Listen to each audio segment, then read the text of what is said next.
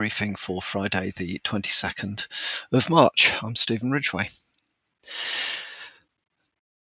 KDE is advising caution after some themes have been seen to wipe users' files. So yesterday, the KDE team warned Linux users to exercise extreme caution, not just caution, when installing global themes, even from the official KDE store, because some of these themes are running arbitrary code on devices to customize the desktop's appearance.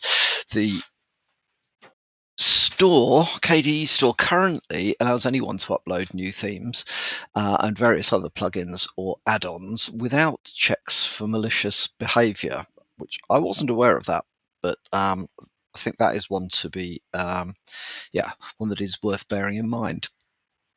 KDE says it lacks the resources to review code used by each global theme, which is probably true. So it is a case of buyer beware, user beware, downloader beware, I guess. Some global themes have been seen to be running the command rm-rf, which, if you know anything about Linux, you will know is not a good thing. So watch out for this.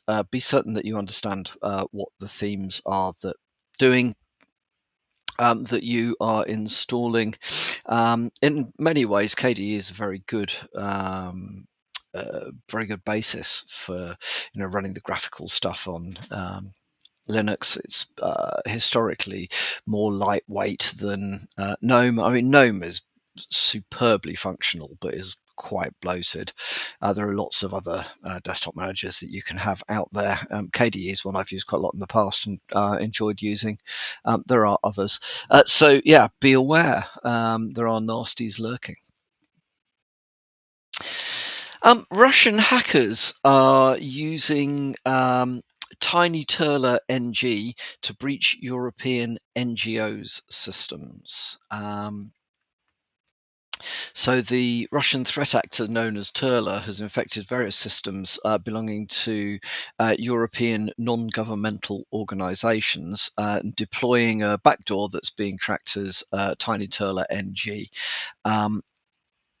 So, as always, it is worth being aware of this stuff. It definitely, if you are working or supporting a European NGO, you need to be aware of this stuff. There is a good write-up in the Hacker News that is based on information from Cisco Talos. Including a very useful flow of how the exploit works, which is worth having a look at. If you are concerned you may be being targeted, it's worth being aware of this stuff anyway, because whilst they're using this on NGOs now, they might be using it on, I don't know, critical national infrastructure next, or they may give the ability to the next Russian sponsored group that has a different target audience. So definitely worth having a look at this. It is worth noting that one of the key things with this particular piece of malware is that it adds an antivirus exclusion to evade detection. So specifically targeting Microsoft Defender, it effectively it excludes the malware binaries from being seen as malicious by the antivirus solution. So that in itself is probably a useful piece of information for an indicator of compromise, and hopefully you'll be able to write write a quick playbook in your security visibility tooling or your SIEM or whatever that will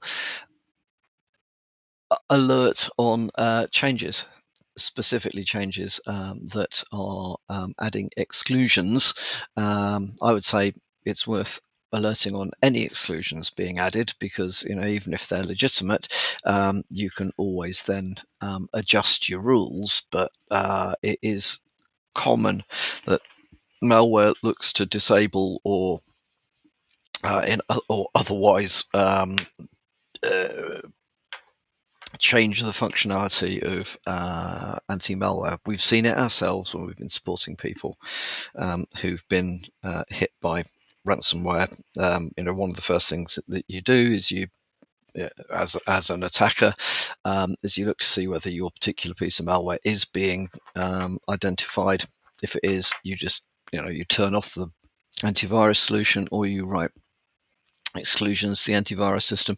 I've also seen, because some antivirus, enterprise antivirus solutions have got the ability to push out files. I've actually seen the antivirus systems used to distribute malware. Yeah, not a good one. So yeah, keep on top of this stuff, eh? There is a oh dear, WordPress again. So there is a malware campaign that has infected around 39,000 WordPress sites. It was previously known as Sign1, and I think is being tracked. And it's still being tracked as Sign1.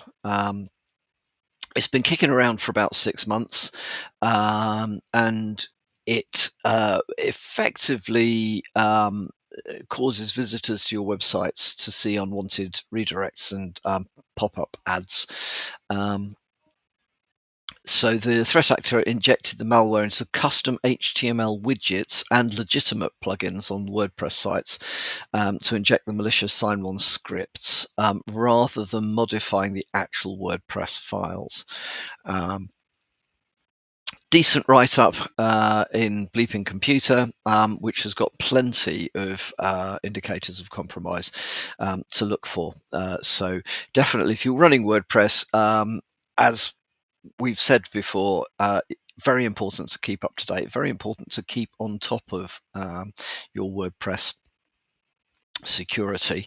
Say it again, not all components will auto update reliably all the time, even if they're set to. So make sure you keep an eye on that. We've seen various occasions where things have been set to auto update and just won't, or you set them to auto update, but when you come back, they've unset themselves and they're not auto updating again. So there are gotchas in the WordPress world. Watch out for this one.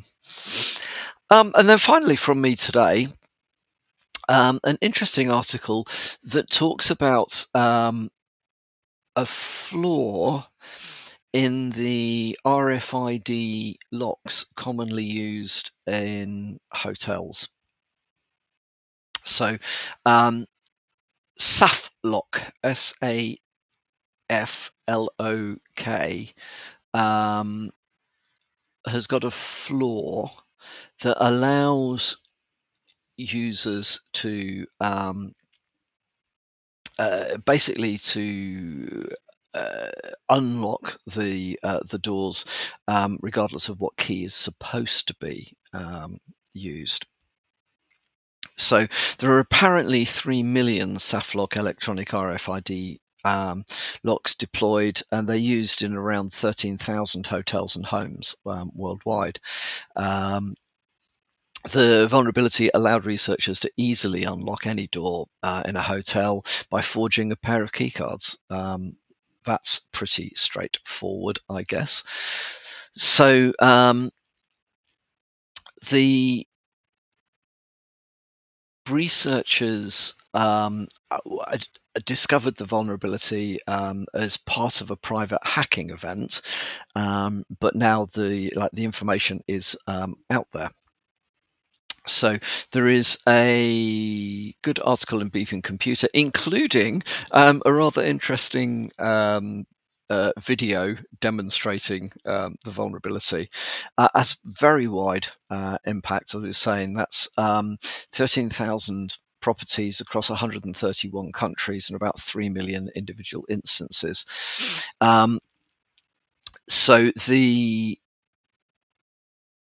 manufacturers have begun to replace and upgrade the impacted locks, and they started towards the end of last year.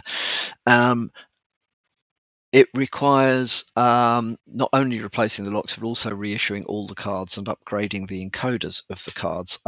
As of this month, 64% of locks, how they know that, I don't know, but they're saying 64% of locks remain vulnerable. Bit worrying. What can you do about it? Not really sure that you can as a user. Obviously, take reasonable precautions when you are staying in hotels. Don't leave your vulnerables lying around. Don't leave your valuables lying around. Because they're vulnerable. Yes. Okay. Yeah, I was nearly there. Use the safe, whatever it may be. Although there's an interesting question around whether hotel safes are actually safe or not, but that's a different thing and for a discussion for a different day. So yeah, just take good precautions. Right, that's enough from me for a Friday. Hope you have a good day, good end of the week. I hope you have a great weekend, and I will speak to you